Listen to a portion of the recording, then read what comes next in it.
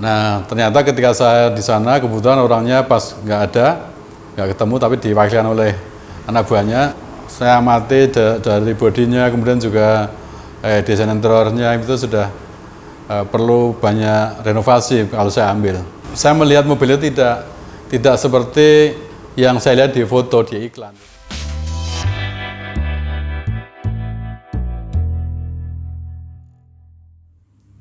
Assalamualaikum warahmatullahi wabarakatuh. Salam sehat untuk sahabat semuanya.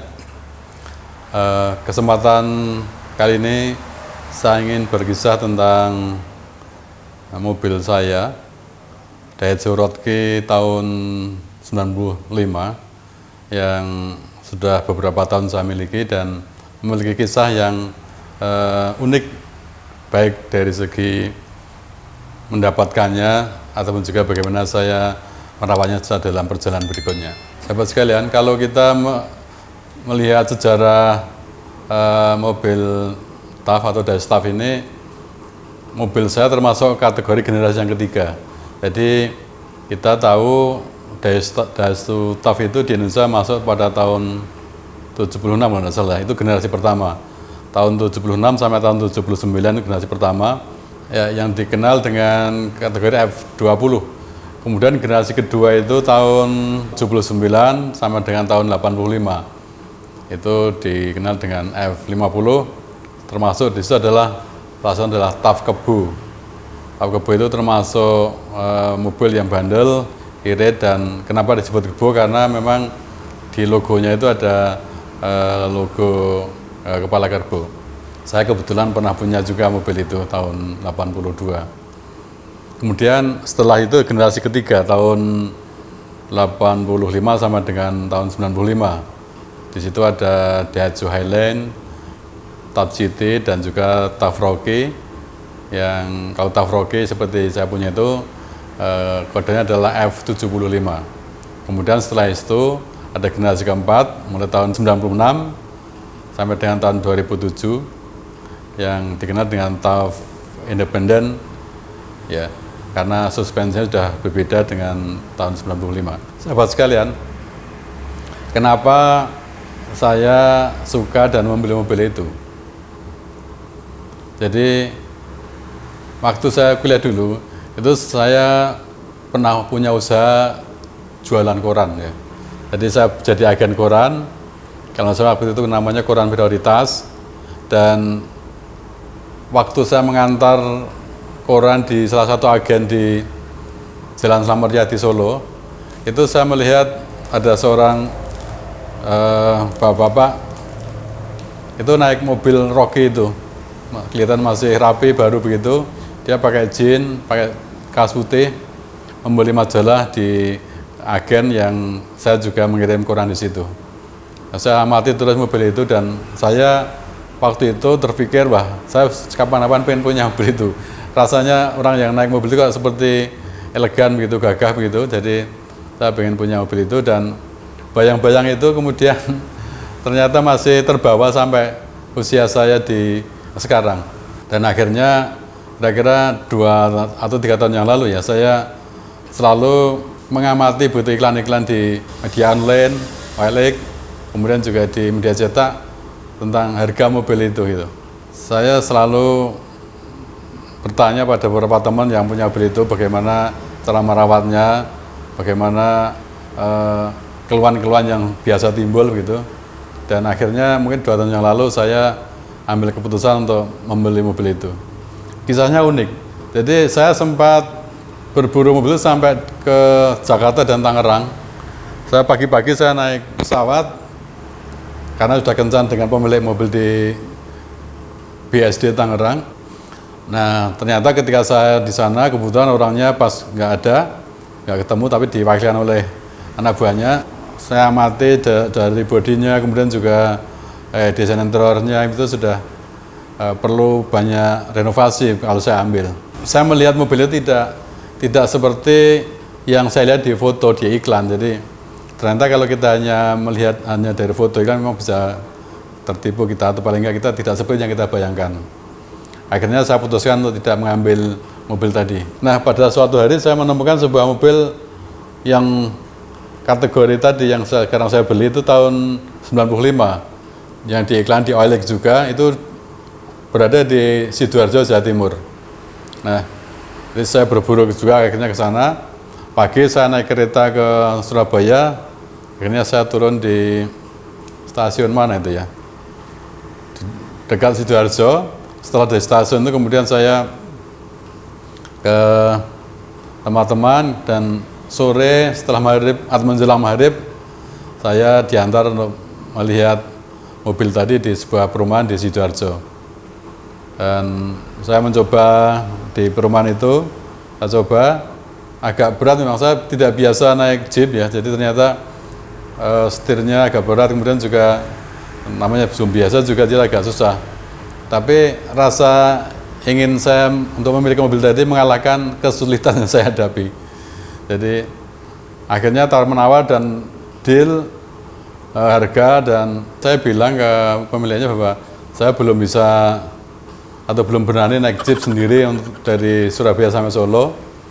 Akhirnya dengan harga yang disepakati, dia mau mengantar mobil dan saya sampai Solo.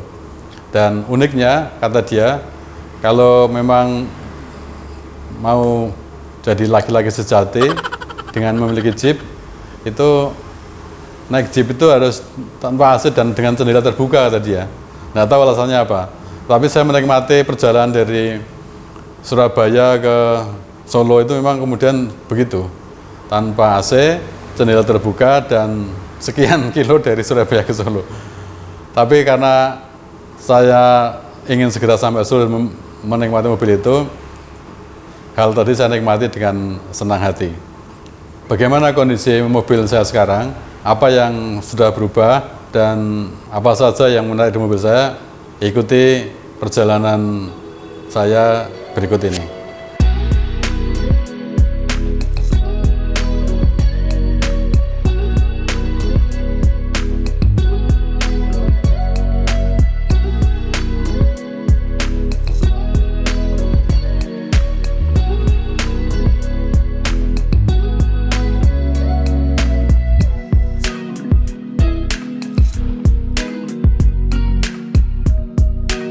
Ya, sahabat sekalian, saat ini saya berada di tepi Kali PP, di depan Bandara Adi Sumarmo Solo, sebuah kawasan yang kelak akan dibangun menjadi sebuah kawasan wisata, ada resto dan sebagainya.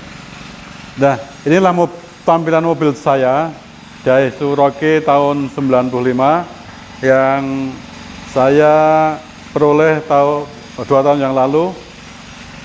Saya belum banyak melakukan modifikasi, hanya menambah lampu ini, kemudian juga plat nomor sudah saya beri nama ke Solo atas nama saya pribadi, kemudian juga tambahan lampu ini, serta beberapa yang di dalam yang nanti akan saya sampaikan selanjutnya. Menurut saya mobil saya masih ya mulus begitu. Saya sering posting di Instagram saya, dan beberapa kawan menyatakan kalau warnanya itu masih slow gitu, masih slow. Saya sangat senang karena waktu saya beli juga saya masih yakin mobil ini masih kaleng ya. Jadi suaranya itu masih menandakan itu masih kaleng, tipis, belum ada tombol, dan wiper dan sebenarnya juga masih berfungsi dengan baik. Selama saya miliki mobil ini, yang saya ganti adalah bannya. Ban sudah saya ganti dengan ban yang baru, kemudian yang lain belum saya lakukan renovasi apapun. Footstep masih bawaan waktu saya beli, cat juga masih asli, hanya kemarin karet pintu yang saya ganti supaya lebih kencang kacanya sehingga tidak berbunyi. Kalau tampilan dari belakang masih belum banyak berubah, jadi cuma ini dulu agak kusam saya cat hitam. Kemudian ya saya stempel stiker masyarakat tanpa riba yang saat ini saya terlibat di dalam komunitas itu. Untuk interior yang saya ganti, ya jok, pembungkus jok sudah saya ganti, belakang dan depan. Kemudian juga door trim sudah saya ganti dengan warna hitam yang serasi dengan warna jok. Kemudian juga head unit saya ganti dengan yang baru. Yang lain saya masih puas dengan ini, dashboard masih mulus, dan ini yang saya suka dari mobil ini.